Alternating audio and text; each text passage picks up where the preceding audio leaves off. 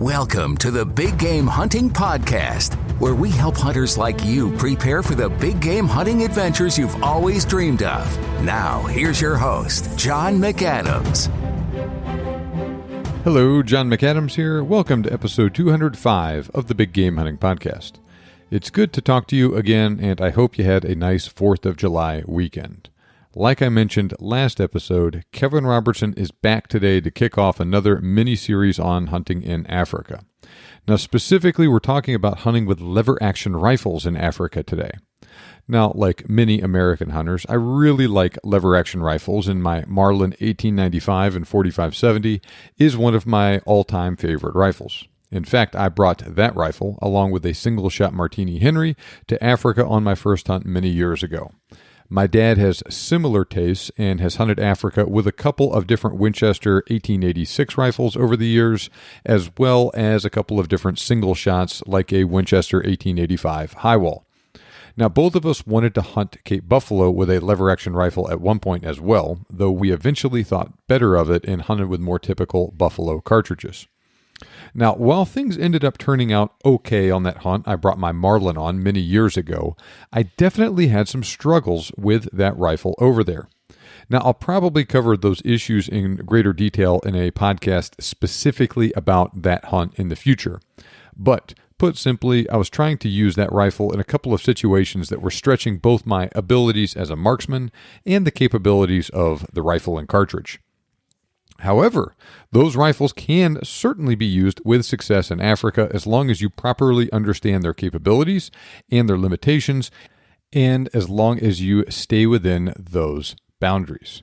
This primarily includes plains game hunting, and that would include almost all the species of plains game in most of Africa, but you need to be really, really careful, but that potentially even includes Cape Buffalo hunting as well.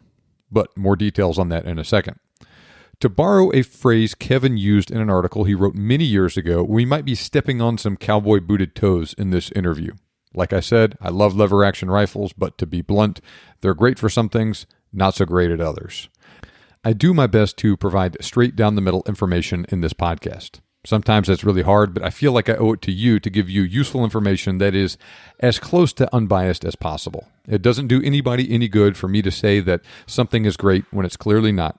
And likewise, while I don't like trashing things just to get people's hackles up, I also don't have any issues with saying something doesn't perform like it should in a particular situation. And you'll see what I mean here in a few minutes. Now, before we get started with today's interview, I have a couple things I need your help with. First, sign up for my email list at huntingguns101.com. You'll get my free ebook when you do so, and you'll receive the email updates I send out every weekday. If you like the Big Game Hunting Podcast, you'll love those emails. I also send an in-stock email update every Friday to everyone on the list with some of the latest news on ammo I have found and where you can get it. I get feedback all the time from people who get those emails telling me how much they enjoy them. That's huntingguns101.com. Now, finally, I do want to plug Kevin's books. The Perfect Shot was a revolutionary book when he first published it back in the late 1990s. It is still an incredibly useful resource, especially the updated edition that is currently in print. And if you have an upcoming hunt in Africa, or if you're just dreaming about hunting Africa one day, then you need to buy this book and carefully study what he has to say. The information in it is invaluable, and it reflects his decades of hard-earned experience as a professional hunter in Africa. If you pay attention to what he has to say, use the book as a guide to prepare for your hunt, you will increase your odds of success, reduce the chances of something going wrong, and just have more fun over there. Plus, the book is also really entertaining and interesting. And you'll learn all about hunting the most popular species of game in Africa: buffalo, leopard, lion, elephant, hippo, crocodile, most of the really popular species of plains game as well, like kudu, impala, wildebeest, etc. Go to thebiggamehuntingblog.com/Kevin to learn more about those books, and you can purchase a copy through there and help me out in the process. That's thebiggamehuntingblog.com/Kevin, Kevin. Okay, now let's get started talking about hunting Africa with lever-action rifles. Okay, Kevin, once again, great having you back on the show. It's been a while, but always good to have you back. Yeah, my pleasure, John. Nice to be back. Well, so we are talking about lever action cartridges or lever action rifles and some of the real popular cartridges that are used in those rifles for hunting Africa today. Is there any story you can start us off with today? Unfortunately, I can't because I'm not a great fan of lever action rifles, or mainly I'm ignorant about lever action rifles. And I've never had a hunting client hunt with a lever action rifle. I've had a few requests by people wanting to hunt buffalo with 45-70s. And I just said, hey, you're not going to do that with me because basically in the eyes of the law, it's illegal.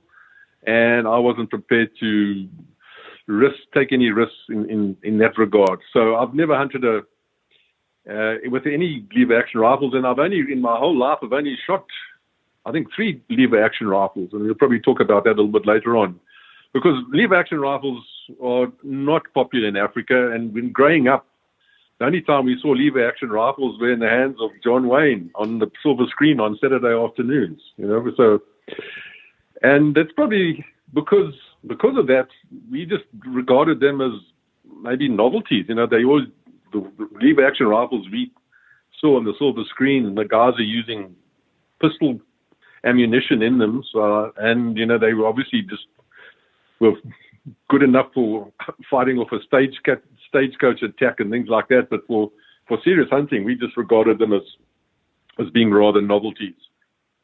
Well, it's interesting kind of how things diverged a little bit with Africa in the United States as far as just the culture of firearms and that sort of thing. It seems like in Africa, at least in a lot of the British colonies there, people were using, various infield muskets and from other places, then moving on to maybe the single shot Martini Henry. And then that was a real popular deal for a while. Then that quickly guys just went straight to the Mausers and the Infields, when those became available and just kind of skipped over that whole generation, multiple generations of firearm development here in the United States. Would you agree with that? Oh, absolutely. there are basically three rifles that were extremely popular in Africa or in Southern Africa. And the first was a rifle called the Wesley Richards Monkey Tail. Have you ever heard of that rifle? No, never have. Well, just do some research on it. It was amazing. It was a breech loading muzzle loader, almost a paper patch cartridge with you had put in a primer, and you could roll your own cartridges made out of paper and black powder and a big lead bullet. And the first Anglo-Boer War in 1881, when the Boers gave the Brits their first bloody nose, most of the Boers were armed with Wesley Richards monkey tail rifles, and they outshot the Brits were armed with Martini Henrys, and they just couldn't hold a candle to the old Boers these rifles. And I was just doing some reading recently, and the Boers were excellent marksmen. They grew up with a rifle in their hand. They grew up on the back of a horse, and they hunted as a subsistence living. And the mark of you weren't considered a proficient marksman until you could hit a chicken egg at 100 yards with your monkey tail rifle. That was your required, how good you were expected to be a good marksman. And then when metallic cartridges came in, then the Boers went on to the Martini Henrys. And the guys still hunt with Martini Henrys in South Africa to this day. When I was at school, we had a shooting team, and the shooting teams that we had, we were armed with BSA Martini Action BSA target rifles. So I grew up with a Martini Henry Type .22, and I had that. That was the only .22 I've ever owned. Well, I've actually got a little Ruger now, but I lived my whole life with a single shot Martini Action Type .22 and never felt disencouraged by it. And then in the second Anglo-Boer War of 1899 to 1902, that's when the Boers, Germany was very pro the Transvaal and the Orange Free State Republic, and they supplied with the 1893/1895 Mauser, and that just became the standard. The old saying was trusting God in your Mauser. The Boers just developed this absolute love for this rifle that was accurate. It had a stripper clip, so it was easy to reload, and the 7x57 cartridge just turned out to be amazingly effective, out to long range. And as old Teddy Roosevelt and his Rough Riders discovered at the Battle of San Juan, that what an effective cartridge and what an effective combination that was. So growing up throughout your life, you went from a single-shot Martini Hex action type 22 until eventually you got a Mauser 98 action, and you just stuck with it. There was no reason to even look at lever action rifles because they weren't available, and we just never were exposed to them. That's what we grew up on, and so I suppose, and that's what my experience is probably similar to many of the Africans, that we were just never exposed to lever action rifles. So we never learned anything about them. We never learned about the ballistics, and only time we ever saw them was on the silver screen in Western movies. So they just always associated them with cowboys and Indians and stagecoach robberies and all that sort of stuff. So there's no culture here in Africa with lever action rifles, none whatsoever. Or I guess the other exposure you would have to them is when eccentric Americans like my father and I come to Africa bringing lever-action rifles and want to hunt with them, huh? Those damn fool Americans, yeah, for sure. Yeah. So from that point of view, basically my knowledge was lacking, but I did have a really interesting experience. I've got a friend who worked at the Virginia State Medical School, and he was a firearms expert ballistic witness, and he owned 800 firearms, and he invited me to go and visit him to give me a day to remember. And it was one of the most amazing days in my life. I shot 5,000 rounds of ammunition off in one day. Ooh. And we started off with all the different handguns, and I shot every available American military firearm, from the Tower musket of the Civil War, 30-40 Krag, Springfield Trapdoor in 4570. That was the first time I shot a 4570. Then I shot a 30-40 Krag, then the M4, 1903 Springfield, and the M Garand, M14, M16, Thompson's machine gun, all the way up to a 50 caliber sniper rifle. And at the end of the day, he said to me, "What else do you want to shoot?" I said, "I've never really shot a cowboy gun, as I called it." And then he produced a 1894 Winchester in 30-30. And it had a steel butt plate and those ghastly buckhorn sights. And I shot it on my shoulders probably a bit tender after shooting all that round of ammunition. And I thought it was probably the most worst rifle I'd ever handled. It didn't handle well. The sights were awful. The recoil from that steel butt plate, it was quite light. I have no idea what it weighed. So that was the first time I shot a lever action rifle, and I was not impressed. I really wasn't. So, and I suppose that's sort of made me sort of think of them as novelties more than anything else. Well, maybe that was a situation where, I don't know, sometimes you, if you eat some food for the first time and you've never had it before, and then you get sick afterwards, you develop a very strong aversion to that food. Maybe you just weren't in the right frame of mind. In some ways, you're right? The buckhorn sights on most lever action rifles are not very good, right? You put a good peep sight on it, it's very different. And that's interesting, too, what you're saying about the recoil, because the 30-30 is known for being a pretty mild to moderate recoiling rifle, especially if you got something more modern like a Marlin 336 with a recoil pad on it. I'm sure your experience would have been very different. With a steel recoil pad, there was just a steel butt plate, and I just found those sights terrible. But also another thing that we very particular about here in Africa is the handling and feel of a rifle. I suppose it's our British ancestry, because as I've mentioned before, I've been charged 4 times by buffalo, and you've got no time to aim. It's just point and shoot. So we always used to say our big dangerous game rifles need to handle like a Purdy and hit like a howitzer. And I just didn't found that the handling qualities of the lever action rifles that I've handled did not impress me, because if you got a good British double, or you got handling a really good big game rifle like a Rigby or something like that, and if you handle it empty and you handle it when it's fully loaded, it still feels the same. But what I found, especially when I shot Doug Turnbull's 475 Turnbull, it could take 9 cartridges in the tubular magazine.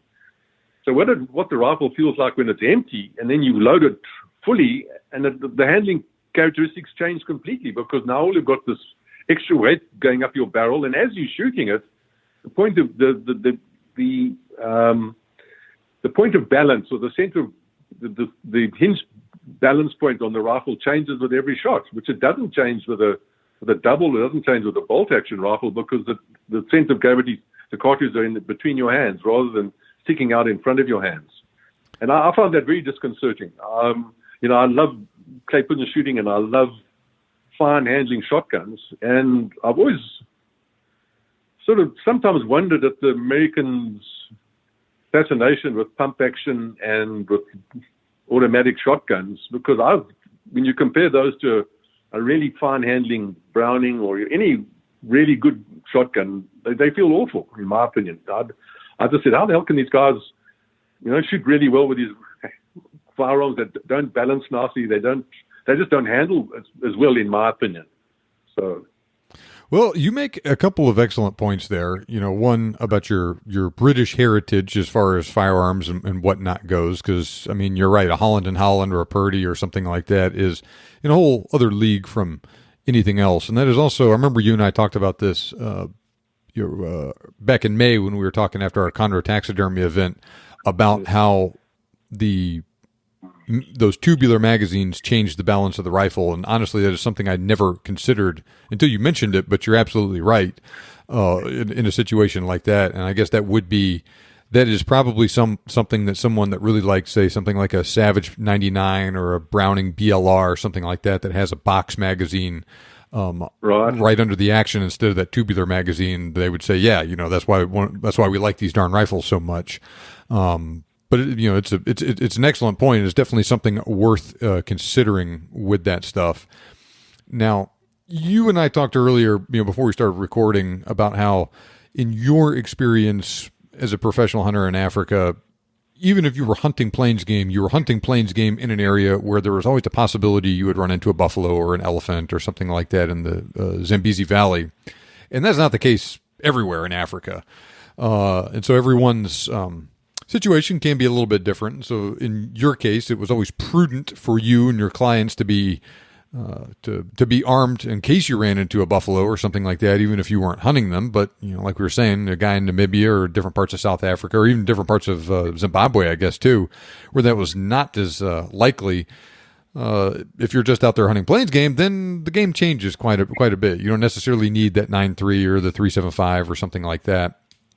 In this case, at least in my mind, especially on a Bushveld hunt or something like that, where shooting distances are closer, a lever action rifle in one of those cartridges would be much more appropriate. What do you think? No, I would tend to agree with you. As I said, I have no experience with it, but I've always believed that people just shoot better with a scope-sighted rifle. Sometimes in our Bushveld, it's going to be quite thick, and there's lots of leaves, and there's in way, and a scope just lets you pick a bullet path, lets you see better, and lets you shoot better. Because, as I have mentioned in the past, some of the shooting abilities of some of my clients left a lot to be desired. And I just thought any aid that you could to make them try and shoot better. That's why we always shot off sticks. We never took a free-handed shot, even if you're shooting impala or something like that. Every shot was taken off some form of rest. And then in that situation, the scope just makes your clients shoot better. Are these lever action rifles easy to put a scope on? I know that the Marlin 1895, you've got a Picatinny rail on the top. Is that correct? Yeah, so it depends on the rifle. The Marlin 336 and the Marlin 1895 are two that are very popular with scopes on them. Yeah, putting a scope on one of them is not a big deal at all. And so, yeah, putting a 1-to-6 variable or something like that, or a low power fixed scope on one of those, I think is a great idea. Right. And then the various Winchester models, they're very difficult to scope. Is that correct? So it all depends. The original, the older production of a lot of them, it was hard to do it. They've made the current production of the 1894s, they called there's an angle eject version of them that are set up in such a way that it's easier to put a scope on them instead of the because the problem with them, instead of having a fixed or a flat top receiver like the Marlins, some of those old Winchesters, they would eject from the top, and so that complicates things. And so yeah, that can be a real pain in the rear depending on which one you're talking about. Okay. Yeah, no, but I would have certainly no hassle. And the two cartridges that you mentioned, that the 30-30 Winchester and the 35 Remington, I mean, they're pretty mild-mannered cartridges. They're certainly, but certainly for bushveld hunting conditions where 150 meters is probably a long shot, they would probably certainly be adequate. Mm-hmm. Yeah, with that stuff, I mean, that's what they were most common for here in the United States. Guys shooting in an area, say, east of the Mississippi, where it's thicker. You want maybe a more compact, fast-handling rifle that doesn't kick real bad, but still going to kill a deer effectively at 50, 75 yards, something like that. It works great. The rule of thumb that I always kind of talk to people that are thinking of making the transition from North America to Africa is, all right, if you're comfortable shooting a deer with this, then that's an Impala, that's a Blessbach, that's a Springbok over there. If you're comfortable shooting an elk with it, then that's a zebra, a Gemsbach, a kudu, things like that. And I personally think the 30-30 is on the light side for elk and moose and things like that, even up close. Even though people would do it, the 45-70 I think is a little bit different though, and you keep your shooting distances close, and then I think with the right bullets, I think that's an extremely effective cartridge. Right. Are you not hampered by having to be a flat nose bullet? I mean, even the 45-70. I see they've got a thing now called it was in the 35 Remington called a flex tip, where the tip of the bullet is sort of like soft plastic, so it doesn't. Mm-hmm. Yeah, so that's right. So with Hornady makes what they call their Lever Revolution line of ammo in 30-30, 35 Remington, 45-70, and a couple of other cartridges that have that flex tip on them like that for that exact reason. Those are hotter loads, and they got a tiny bit higher BC. It's still really low, but yeah, you get a little bit more. A little bit better ballistics and a little bit longer effective range with it. I've crunched the numbers with this stuff, comparing, say, just a regular flat or round-nosed 45-70 is, so I guess 45-70, 35 Remington, 30-30 in that order is the most experience I have personally with all these cartridges. And with those traditional bullets, like, they work fine for what they're designed for. And then, gosh, you can extend the range a tiny bit with it, with those flex tips, but I don't think they're a gigantic game changer with that stuff. So we were crunching the numbers on this stuff before the podcast, and actually, let me pull up the Hornady ballistics on this deal. So with their 45-70, 325 grain FTX with a 200-yard zero, you're 3 inches high at 100 yards and 2 feet low at 300 yards. So you got a good, you could, and you still got 1,500 foot-pounds of energy left at 200 yards. So 225, maybe 250, is about all you'd be really effective at with that. And I think that's pushing it. There's one comment I would like to make while we're talking about this, is that during my hunting career, when people flew with their firearms, their ammunition had to travel separately. Is that still the case? Are you familiar with this regulation? So it depends on the airline and that sort of thing. I have flown on airlines like Delta. I haven't done this recently with Delta, but in that case, I put my ammo in the rifle case with me. In other cases, like on Air New Zealand, and then I think in Air Canada, when I went to Canada here recently too, I had to put my ammo in my checked bag. So I always put it in the rifle case when I can, and so that to avoid the situation that you're about to mention. But sometimes you can't always do that. Right. So in my hunting career, on 2 occasions, my clients arrived and the ammunition did not. In one case, the guy's ammunition arrived and his rifle did not. So, and if you were like you arrive into Aurora, then the next day you charter into the Zambezi Valley. So all these guys with these unusual calibers. I mean, the list of cartridges that we're going to discuss today, you will not find them. Some of them you will not find anywhere in Africa, and some of them you might find one or two of them. In that situation, I always used to say to my guys, there was a time when I was hunting where it was very common for guys' ammunition to disappear. Is to just use something that you know that if your ammo doesn't arrive, then you've got you'll be able to get some ammunition. And every hunting camp in Africa will have 375 ammo, it'll have 458 Win Mag or 458 lot, they'll have 3006, all the regular run-of-the-mill stuff like that. But I mean, we're going to talk about the 475 Turnbull, and if your ammunition rifle got separated, well, then that rifle's just a club until you get back home, because there's no chance you will get that anywhere in Africa. And a number of these other cartridges that you've mentioned, there's just no ways you'll find that ammunition in Africa. And that could be the make or break of a well-planned hunt, to suddenly having to use a camp rifle because you've got a rifle but you haven't got any ammunition for it. Yeah, and that is the thing that always stresses everybody out going over there. And I've stressed about that before, and I fortunately have never had an issue even when my stuff would travel separately. But it's when you have a situation like that, that's not your fault, right? You pack it, you did everything you're supposed to, and it just for whatever reason doesn't make it. It don't matter. You have a limited amount of time in Africa, and if it gets there 2 or 3 days late, then that's a chunk of your hunt that's gone. Or if you have to catch a charter or whatever, it might as well have arrived a year late. Oh, for sure.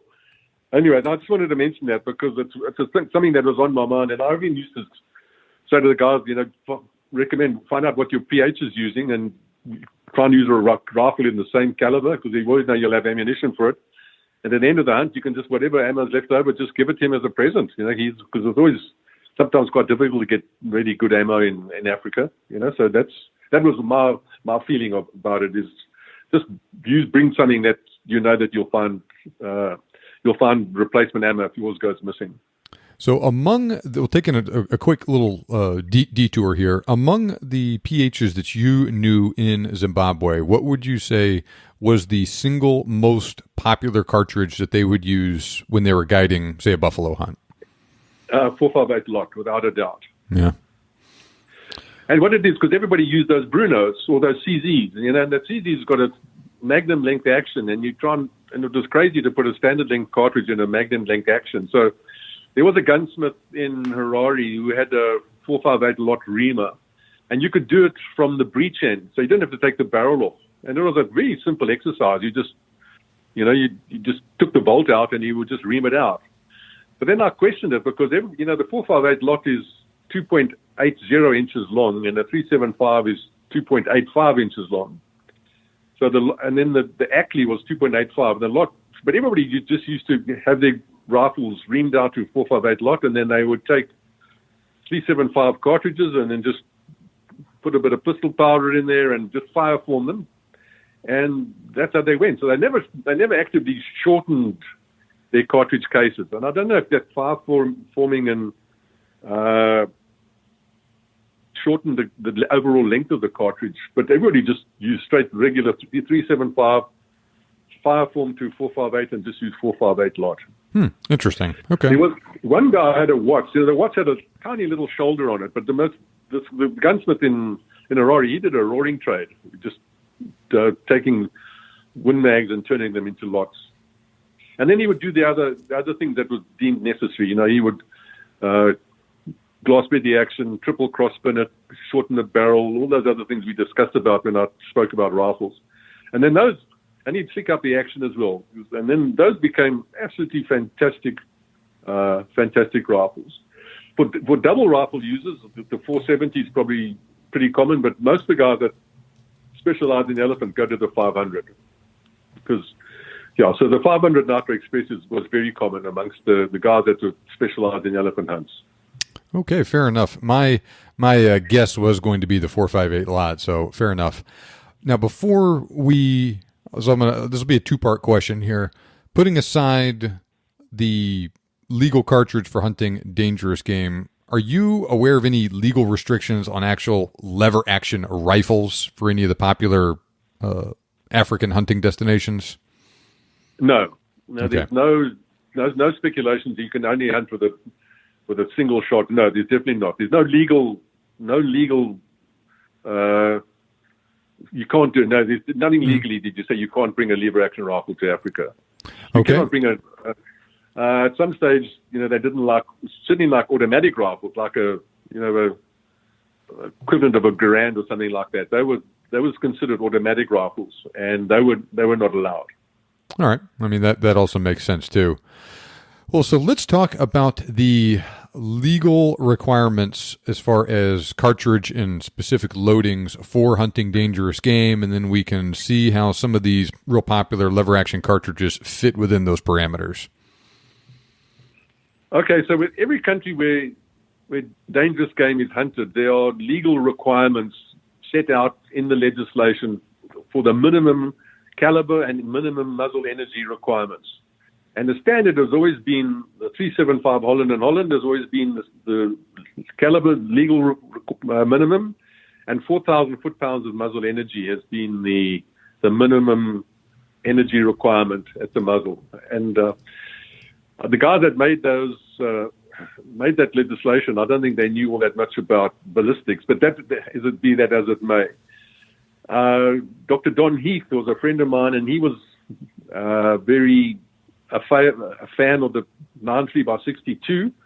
So at one stage, he was the ecologist for the Zimbabwe Department of National Parks and Wildlife Management, and he managed to get the legislation changed where the 9.3 or .366 is the legal minimum caliber, and then 3,500 foot-pounds of muzzle energy. So in Zimbabwe, and I think also in Mozambique, as it presently stands, 3,000 foot-pounds of muzzle energy is the legal minimum required for the hunting of dangerous game.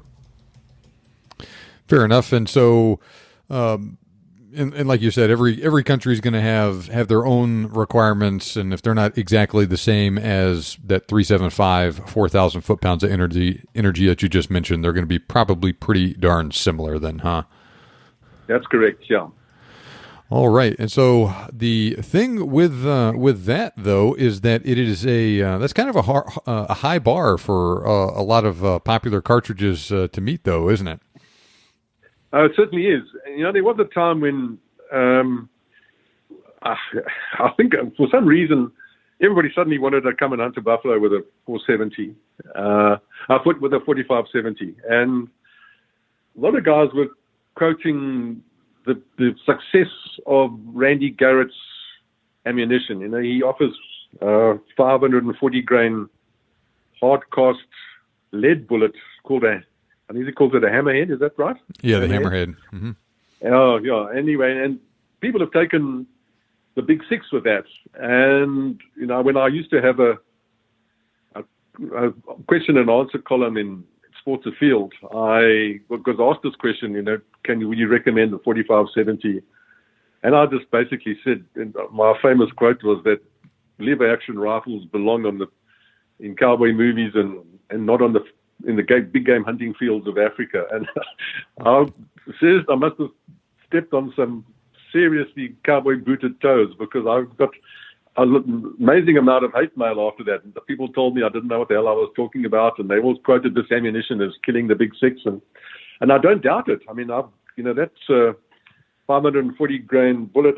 I says from his website, he says it's doing 1,550 feet per second, and it's got a fantastic sectional density. Of the sectional density of a 540 grain .458 bullet is 0.367, which is amazing.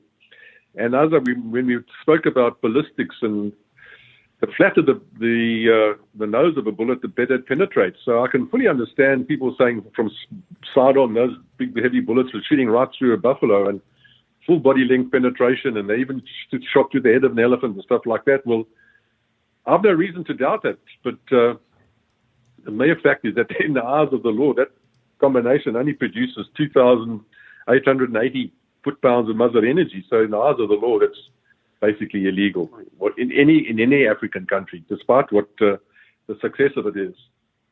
we can argue whether, like you said, whether or not that minimum energy requirement is realistic, because as you have talked about in many of your seminars, you can, your what's the famous example that you give of like a 5-grain aspirin pill at 6,000 feet per second or something like that? A 45-grain Tylenol pill at 6,800 feet per second produces 4,000 foot-pounds of nozzle energy. Yeah. So. Yeah. Mm-hmm. And so, but I see that combination. What I can understand why that works, because that combination has got 120 pounds feet per second of momentum, and I can see it would work. Also, but what worries me is that even with full metal jacket bullets, when you're shooting these big animals, you often get those bullets deforming. I've showed pictures of bullets that are bent and bullets that are out of round and bullets that are riveted. Now you're trying to do the same thing with a hard cast, pure lead bullet. I don't know. Maybe if it's too soft tissue, but as I did mention in my elephant talk, that the elephant's front leg bones are solid. And what would happen if that bullet had hit, say, the humerus of a big bull elephant? Would that bullet shatter? Will it? I don't know. How would it perform? I have honestly no idea. And my other question, what made me think a little bit, is that the Marlin, 1895 Marlin guide rifle, but that's only got a 19-inch barrel. Do you think it's possible those velocity figures are genuine out of a 19-inch barrel? John, do you think that's true? Has anybody ever tested those velocities? That's a good question. I've never shot any of the Garrett loads myself, and my 4570. Gosh, it has either a 20 or a 22-inch barrel to it, and it was, that's a long-ish barrel for a 4570. You can get some with 16 and 18-inch barrels on it as well. I mean, like some of them are pretty darn short. So yeah, you could very well be right. You may only be getting 1,450 feet per second out of that rifle under real life conditions. And also, I did just crunch some numbers on the recoil. I've always said that 50 foot-pounds of recoil is as much as most people can handle. And both the recoil and the velocity, if that guide rifle only weighs 7.3 pounds, I mean, that combination is going to be unpleasant to shoot. It's 50 foot-pounds of free recoil energy at 21 feet per second, which is substantial.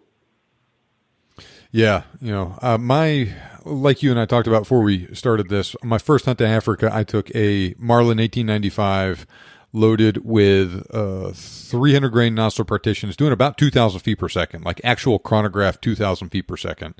And it worked fine, but recoil was stout on that thing. It was not a lot of fun to shoot. And you back that down to, say, 1,800 feet per second, and it becomes a whole lot more fun to shoot. And so it's not hard for me to imagine what a 540 grain bullet at that velocity was doing. And as we talk about this, I'm sure I'm going to get an email from someone they'll be happy to tell me all about that here once this podcast releases. But so yeah, I think those loads from Garrett are probably, if someone were to go over there and insist on doing it, they're probably some of the best stuff that you could use to do it, even if you and I think it's doing so is a bad idea. After the 475 Turnbull, that's definitely the second best option, and mainly because the momentum of those bullets is so good. It's not really to do with the energy. Momentum gives you penetration. Energy does not give you penetration at all. So it's the momentum that determines how well your combination penetrates.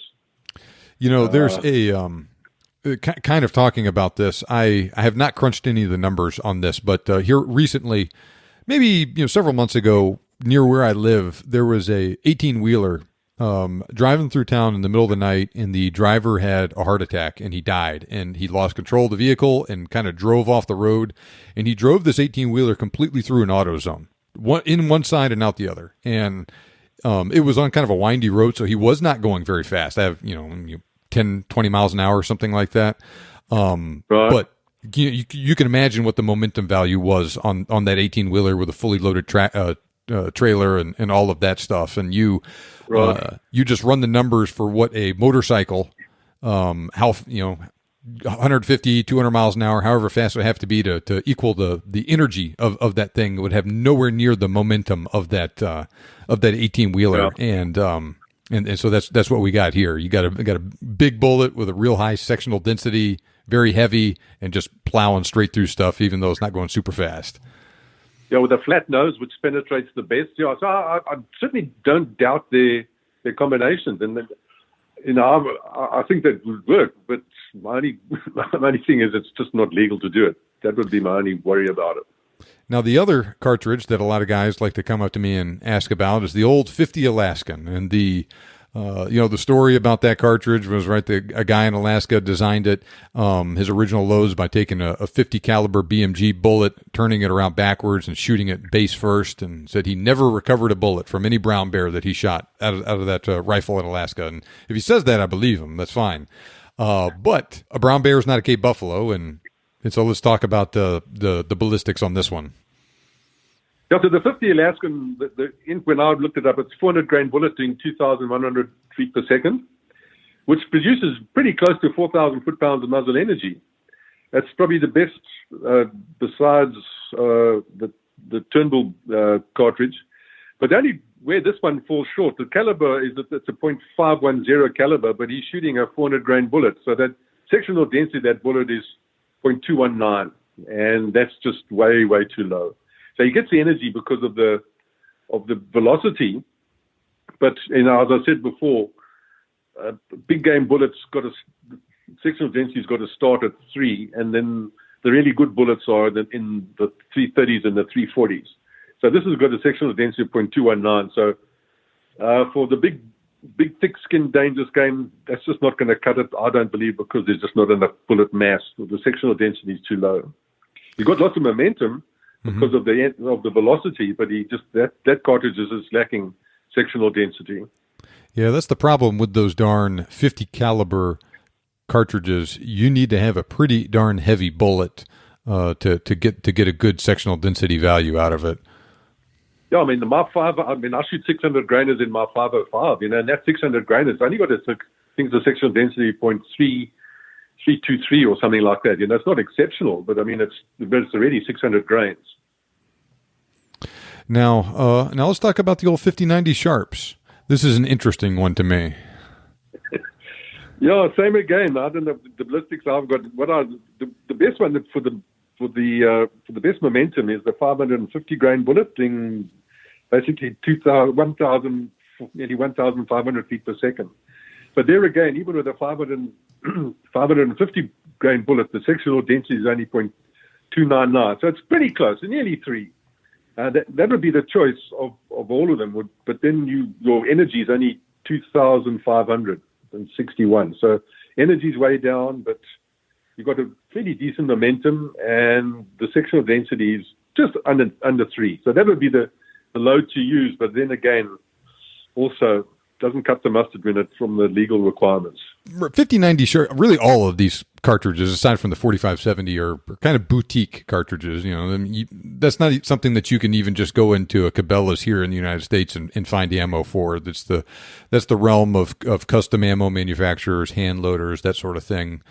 I have a friend that is really into this sort of thing and loves all of those cartridges, probably even more than I do. And he has a single shot 5090 Sharps, and he went and got some custom dies made for it and everything, cast his own bullets, and he shared a load with me that he took to Africa and killed an eland with it, stem to stern penetration with it.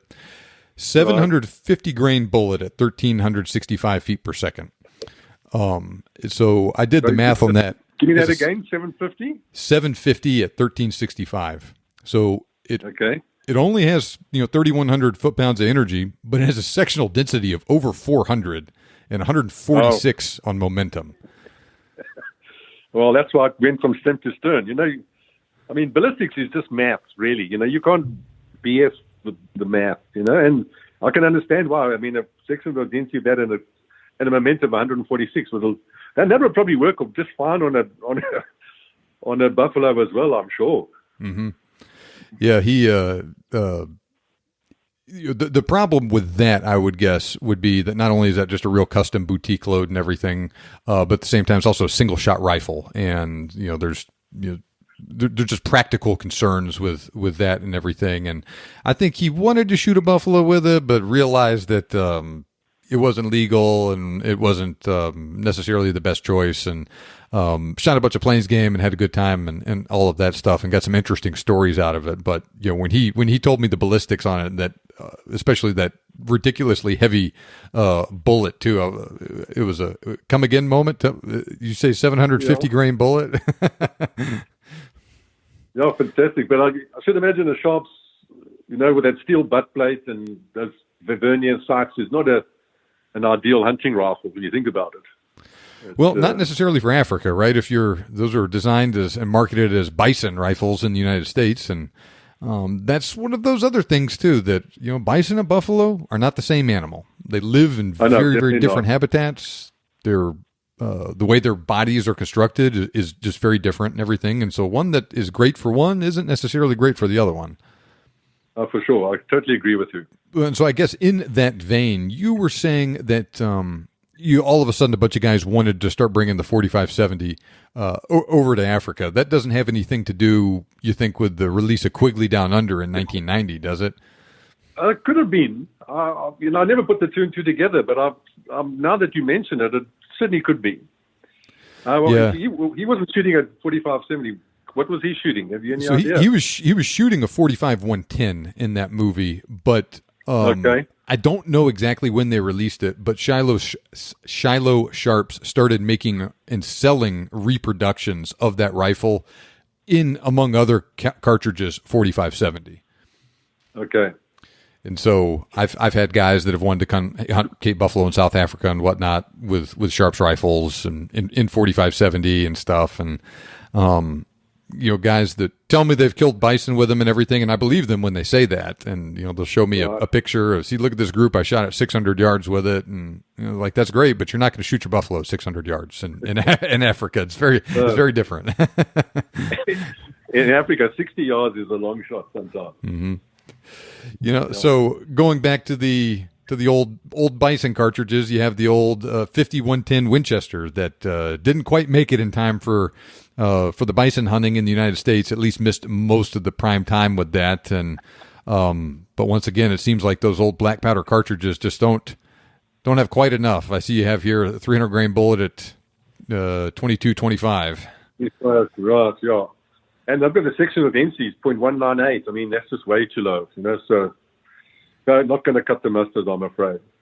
My dad has, I think now he only has one, but at one time he had two different rifles in 5110. And, one of the things that he always wanted to do with it was take him to Africa and kill a buffalo with it, and did not.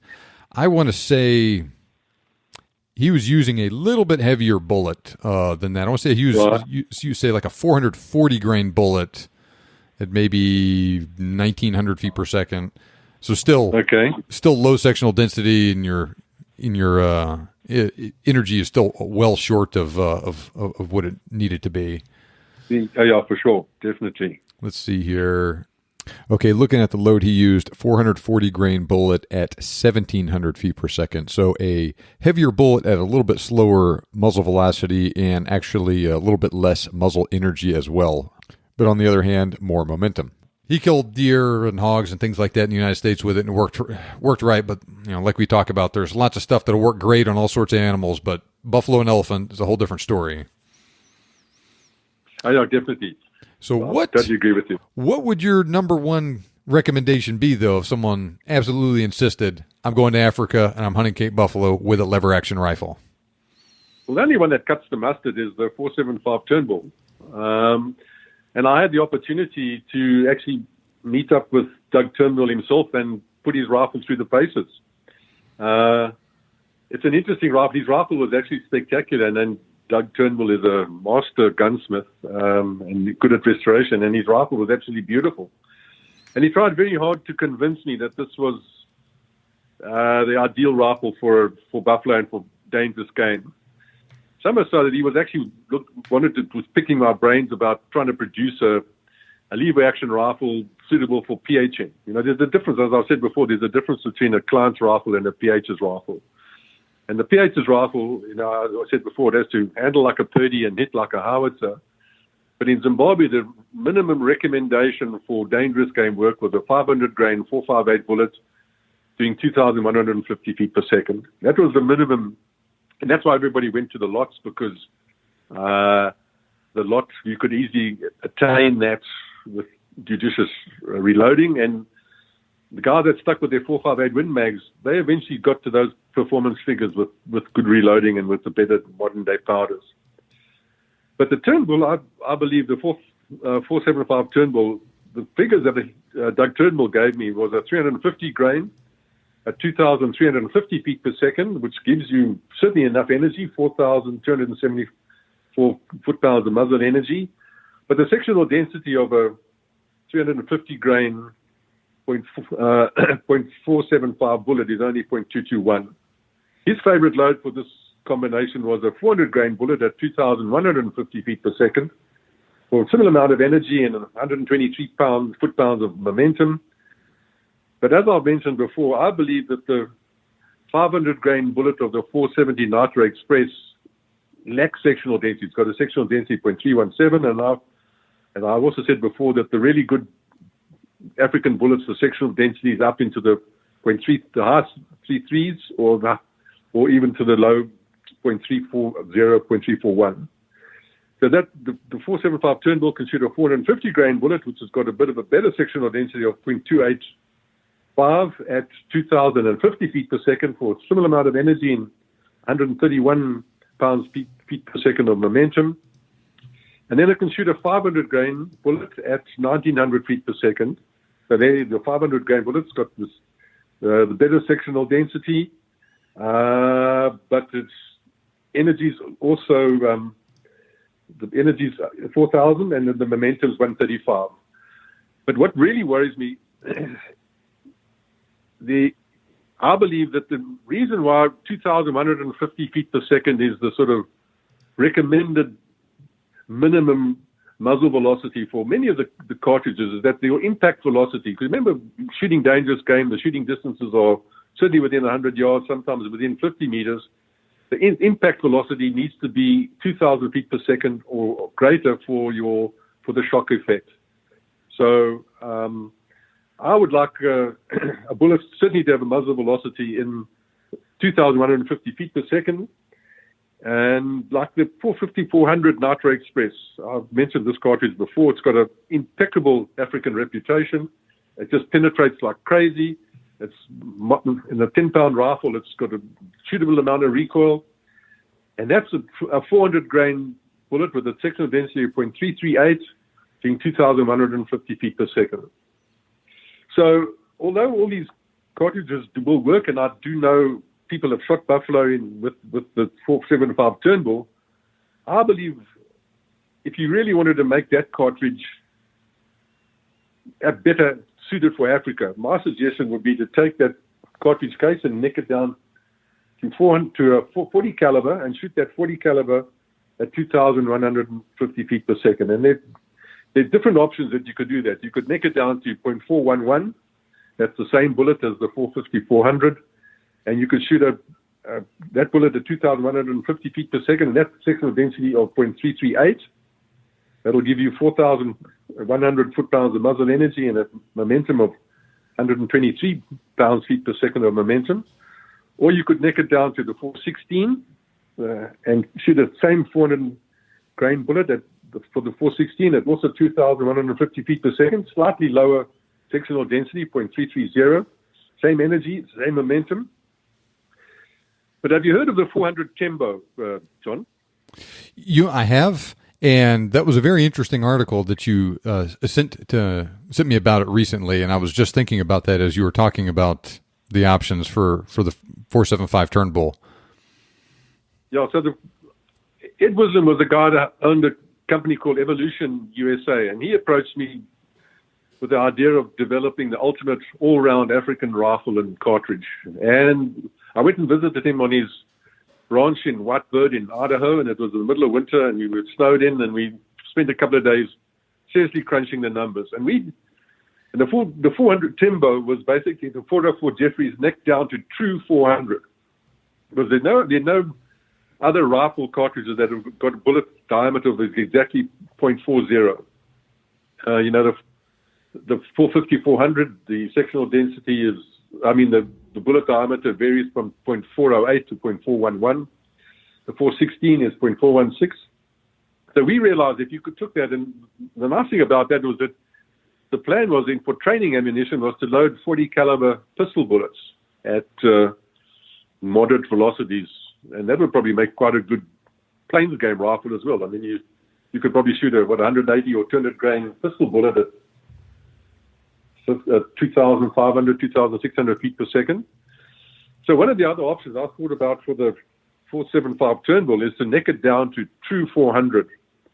And if you had to shoot a 385 grain bullet, it would have a sectional density 0.344 at 2,225 feet per second. That will give you plenty of energy, 4,200 foot-pounds of energy, and a momentum of 122. I mean, that would, and then you could also load pistol bullets into that as well, and you could shoot hogs and all sorts of things with that. I mean, I think that would be a fantastic all-round combination. What do you think, John? That sounds like a great way of doing things. Yeah, like I said too, that article was very interesting. How you were balancing all of these factors with the bullet weight, sectional density, velocity, momentum, the amount of recoil it produced, the having a relatively flat trajectory, so you could take a 200 or a 250 meter shot if you needed to with it. And so, yeah, it sounds great. And, especially if you're able to fit it in a lever action rifle as well, because in your case with the 400 Timbo, you put it it was in a double, correct? No, it was a bolt action. It was in a Mauser action. Actually, it was built on a Winchester Model 70 action, I think. But it was a controlled feed action, but it was a slightly shortened 404 Jeffries case. But if you could get that same performance out of a cartridge that will fit into is there an overall cartridge length requirement stipulation for the 1866 Winchester? Do you know? I'm going to have to look at that.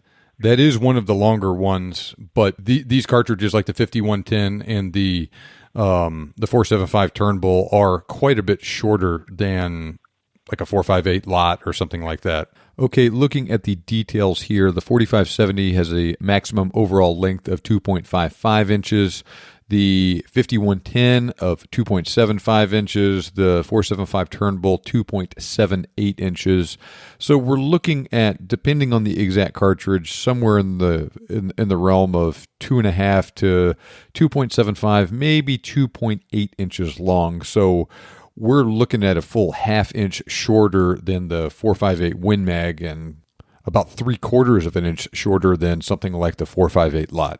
Okay, but if that was the case, then I think that would be my recommendation. Then you've got 450-400 Nitro Express performance out of a lever action rifle, and if that lever action rifle weighs 10 pounds, and you had it so that you had a 3-shot or 4-shot capacity so that the balance of the rifle didn't change as you were shooting, then I think you'd be on a winning ticket. You'd have a rifle, and if you did that would a Marlin action be long enough for that, John? So as far as I know, the Marlin 1895 will only accommodate a cartridge overall length up to 2.55 inches. That's the specs listed in most reloading handbooks for like the 4570, the 450 Marlin, etc. And the 450 Turnbull is just a little bit longer at, like I said, about 2.78 inches. Because that is going to be probably the big hang up with all of this is that the overall cartridge length is going to be too long. Potentially. So like if you were shooting like a Ruger #1 or one of the Sharps rifles or something like that, you have quite a bit more leeway with it, but not with some of these rifles. Right. But ballistics is ballistics. If you're shooting that same bullet out, getting that same velocity, whether it comes out of a lever action rifle or a bolt action or a single shot, the ballistics are the same. Yeah, definitely. It's just a matter of making it all happen within the constraints of what you're dealing with. Same like the problem that people have had for years trying to make cartridges that improve upon the 223 and the 5.56 that still fit in the AR-15. They have to be 2.26 inches or shorter, and that's a pretty narrow constraint to fit that in here. You've got a little bit more leeway with these various lever action rifles, but it's still not anything like a Magnum length bolt action rifle. Yeah, for sure. Well, that was all very interesting, and hopefully this is illuminating to people in this area, like you learned in your infamous magazine article from many years ago. And it sounds like you still stand by your comments, which fair enough. They hold a special place in people's heart, and I can understand that. And now that I live in Texas, maybe I need to change my way of thinking. So yeah, maybe you need to go out and buy a Marlin or a Winchester and learn to love it. Sleep with it at night, Yeah. Yeah, but yeah, having an affair on your 505 Gibbs with a new. I love it. I love that rifle too much, So, but it's interesting how it's just our history. I wanted to mention. I've got 3 daughters, and my youngest daughter is Purdy Robertson. So that'll tell you where my love lies about fine handling shotguns and fine, balance and feel and things like that. Yeah, definitely. You got to really feel pretty strongly about something to name your daughter after it. But is your son named Marlin by any chance? No, he's not. He's not. I love the Marlin, but not that much. But in any case, hopefully this is an illuminating discussion for people to learn a little bit more about this stuff. And like Kevin said, it's not that lever action rifles are bad or they're not suitable for Africa, but you have some challenges that you need to deal with when using them, especially with these different cartridges. People have done it. People continue to do it. And, you can even do it legally in just about any country over there hunting buffalo with that 4.75 Turnbull. I know Joseph von Benedict has done it, and who are listening to this podcast might be familiar with. He went to Namibia and had a great hunt with 3 other people that all took those modified 1886s and 4.75 Turnbull, and they had a great hunt. So that's definitely one way of going if you really love lever action rifles and you want to hunt dangerous game in Africa with them. And or you can just kind of go the route that I did and take one of them on a plains game hunt with you somewhere where it's safe and legal to do, and your pH is okay with you doing that, and you can have a great time with it on a bushveld hunt or something where you're shooting a impala at 100 yards or a kudu at 75 yards or something like that with the right, you put a good peep sight or a good low powered scope on it and use good bullets, should work real well for you.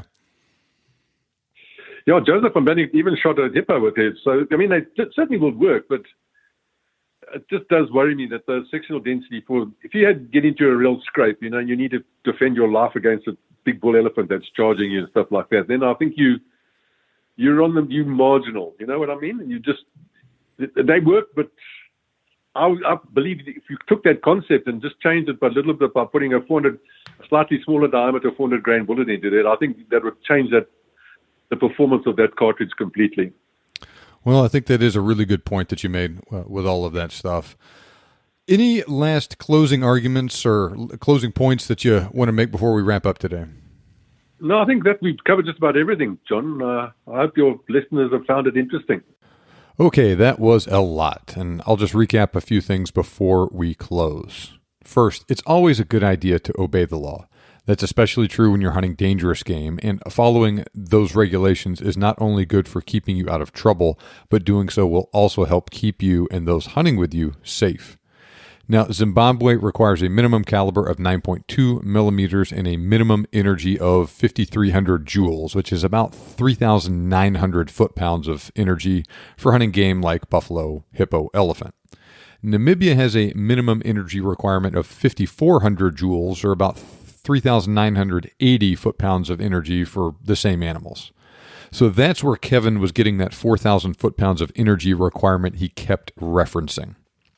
Now, we can argue about the utility of those minimum kinetic energy requirements, but I will never knowingly recommend that my listeners do something that's not legal. Kevin guided untold numbers of dangerous game hunts over the years and never had a client get seriously injured or killed. Part of that has to do with the fact he was very careful and conservative regarding what he allowed his clients to hunt with. And like we discussed, several cartridges come close, but the 475 Turnbull is the only one in somewhat common use that meets those legal requirements basically everywhere you'd reasonably hunt buffalo in Africa. Now, ballistics is just numbers, and a certain diameter and weight bullet at a certain velocity will perform basically the same regardless of what you shoot it from. So there are conceivably ways you could get across that kinetic energy threshold in certain rifles and certain cartridge loadings. Like we also talked about, though, doing so is difficult with the cartridge overall length restrictions on most lever-action rifles. That is less of an issue with the single-shot rifle with a really strong action like the Ruger No. 1, though. Now, the various loadings from Garrett, most notably that 540-grain hammerhead, are probably the best available for someone who insists on hunting buffalo or other thick-skinned dangerous game with a 4570. Even though they do not meet the kinetic energy requirements in many places, that is a high sectional density bullet with a lot of momentum. It won't expand much, if at all, but it should penetrate really well. And like I said, I don't advocate using the 4570 on buffalo, but that's one of the best options I'm aware of for that sort of hunting with that cartridge. Now next, like we talked about, most of those cartridges are most effective at shorter ranges.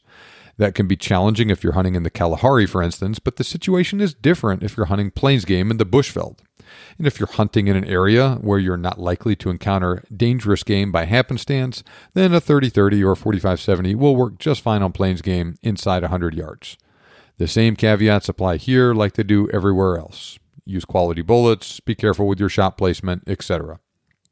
For instance, I shot a kudu, a gemsbok, and a warthog, all at 50 to 100 yards on my first Africa hunt with those rifles. None required more than one shot, and none went far at all afterwards. I used 300-grain partitions in my 45-70 on that hunt, and they worked great. And likewise, a 300-grain Barnes TSX works great. Same thing with some of those Hornady bullets, etc. Now, I did hunt with iron sights on that hunt, and I agree wholeheartedly that a low-powered scope can make things a lot easier, even in thicker bushveld conditions. So, if possible, mount a scope on your rifle. Additionally, be aware of the difficulty of sourcing ammo. I pack my ammo in my rifle case when possible, but not every airline will let you do that, and your rifle is just an expensive club if you get over there without ammunition. It doesn't happen often, but it does happen, and that is a great way to have your hunt get ruined. You can get ammo for cartridges like the 30-06, the 375, the 458, etc. without too much trouble in Africa, but that is not the case with most lever-action cartridges, especially some of the more obscure ones we were talking about. Now, obviously, that is much less of a problem if you're bringing something like a Savage 99 and 308 Winchester or a Browning lever-action rifle and 300 Win Mag. Those are great rifles, and if you have one you want to hunt plains game with, by all means do so. The same thing goes with the other issue Kevin identified with regards to the handling characteristics of the rifle changing with a full versus an empty tubular magazine, which is not a problem at all with rifles like the BLR or the Savage 99, but it is with the various Winchesters and Marlins. Now, as is the case in North America, some professional hunters are just quote-unquote gun guys and some are not. Even those PHs who are gun guys may not have a lot of tolerance for people coming over to hunt with more exotic or unusual rifles or cartridges. Those who tell you just to bring a 30-06 or a 375 to hunt with aren't giving you bad advice, even if it isn't exactly very exciting. Now, I do understand where those PHs are coming from because, after all, they are the ones who'll need to clean up the mess if something goes wrong. But with all that said, I do realize that bringing your own rifle with a special load you worked up and tested out is half the fun of a hunt for some people, and you can count me in that group. So by all means, bring your favorite lever gun to Africa with you if you want. Just make sure you go into that situation with your eyes wide open to the difficulties you'll face by doing so, and that you're properly equipped with good sights, good ammunition. You'll also need to take a hard look in the mirror and make sure your shooting abilities are up to the task as well. As we wrap up, make sure you sign up for my email list at huntingguns101.com. and pick up a copy of one of Kevin's books at thebiggamehuntingblog.com/Kevin. And there are links to those things in the show notes. Kevin will be back next week to talk more about African hunting cartridges, so don't miss that episode. Now, the fact that you are listening to this podcast means that you are serious about making your dreams come true. Follow me on Instagram, and my handle is @TheBigGameHunter, and you can send any questions you have about the show or future show requests to me on Instagram via direct message or via email, john@thebiggamehuntingblog.com. Remember, you can make your dream hunt turn into a reality, and we can help. Thank you for listening, and I'll see you back here next time on the Big Game Hunting Podcast.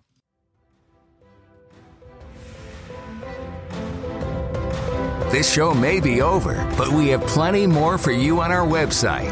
For more information on today's topic, as well as lots of other useful hunting resources, head over to thebiggamehuntingblog.com. We look forward to having you back for the next episode. But until then, happy hunting.